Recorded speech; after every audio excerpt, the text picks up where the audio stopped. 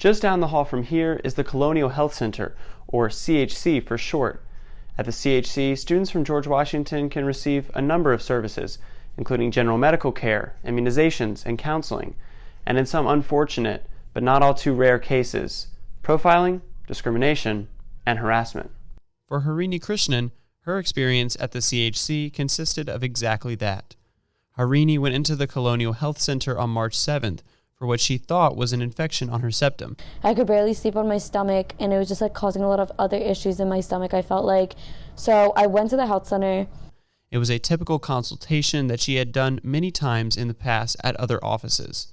But when she sat down for her appointment with the doctor, it was anything but routine. And she was basically looking at my stomach, and I was like, it's been infected for months. I don't know what happened. I think something got in it, and I don't know whether I should take it out or not. I heard that you're not supposed to. And then she got really rash with me all of a sudden and was just this isn't infected. And then she was basically just I don't know why you would come in here for this. But the heart of this issue extends far beyond Foggy Bottom to the greater healthcare sector, where profiling and discrimination on the basis of race and sex is disappointingly common.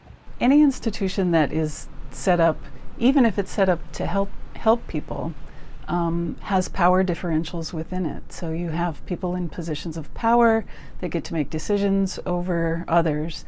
And when the people seeking care are women, there are a whole host of, sexist and gender-based problems that can enter into that kind of relationship.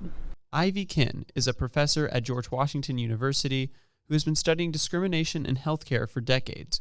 She says what's happening here on campus is disheartening, but not unexpected. I've been here for 20 years, and I have never had a student come to me and say, wow, our health center is fantastic. They treated me so well and respectfully. Instead, I really do hear a lot of stories from students. As for what GW is doing about this issue, that's unclear, if they're doing anything at all. Director of the CHC, Sissy Petty, declined our request for an interview, saying her office has not heard of any cases of harassment. Harini and other students like her have felt crippled by their experiences at the Colonial Health Center, and with nowhere else on campus covered by the student insurance plan, those who have faced discrimination at the CHC have nowhere else to turn. For SMPA News, I'm Henry Long.